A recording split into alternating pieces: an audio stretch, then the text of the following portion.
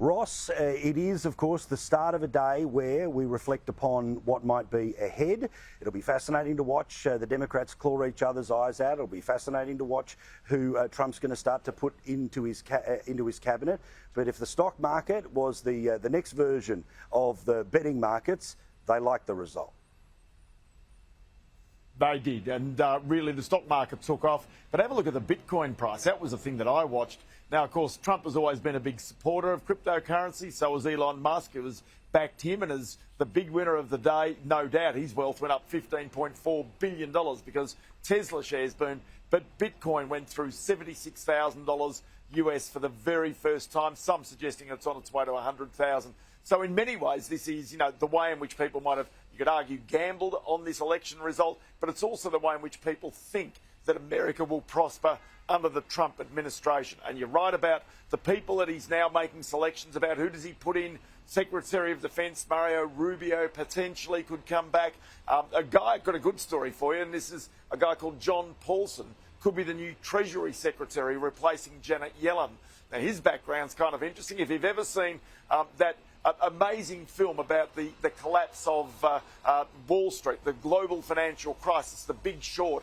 Well, he was one of those guys who was a part of The Big Short and made $3 billion in his hedge fund as a result of it. Well, he could be the new man with the real hands on the tiller of America's economy under the Trump administration. So it's just interesting to see how Trump picks these people, the way in which they then respond to his agenda. But the one thing is that no matter who is appointed, Trump will have his hand right over the top of them because this is his agenda, this is his view of the way in which America's economy can grow into the future and the way in which he can bring manufacturing back into the United States. Because that's what, as you point out, this was about. Ordinary people saying, we do actually want the jobs here. We do want to have the energy here. We do want to have the security here. So these are the things that people ultimately voted for in this election campaign, which is the reason why he's also won the popular vote in this campaign.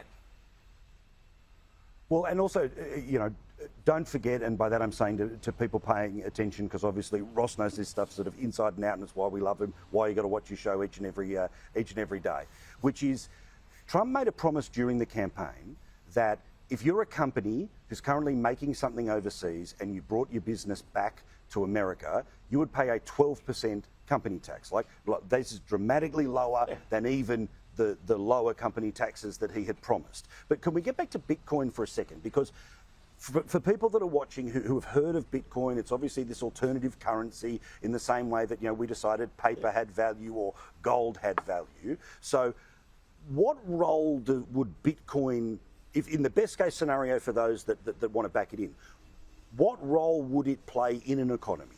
Would you be able to buy a movie ticket with it? Would you be able to buy a car with it? Would it become, in the same way you can hand over 50 pieces of silver, you can hand over X, bits of coin? Look, I've got a sense it doesn't even do that in the future.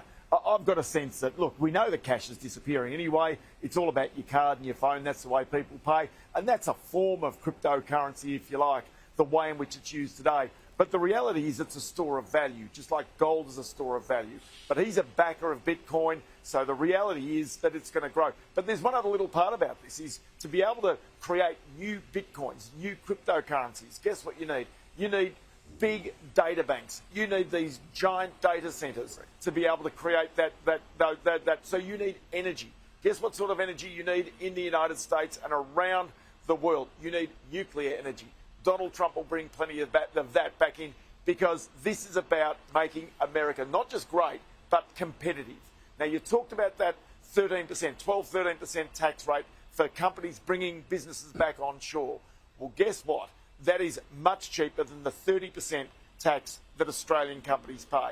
So what's the answer to that? A whole bunch of companies that are multinationals will go, where are we going to make more money? In Australia, where the labour laws are so much tougher, in Australia, where the actual laws on the environment are much tougher, or are we going to make that money in America? Doesn't matter whether they're making bricks or whether they're making steel or whether they're trying to explore for gas. I mean, really, the gas explorers in Australia, the giant gas companies, don't get a look in Canberra right now. So guess what? When they turn up in Mexico or in the United States, they get treated, they get feted, and they get welcomed for their investment. And that perhaps is a lesson for Australia and its politics into the future.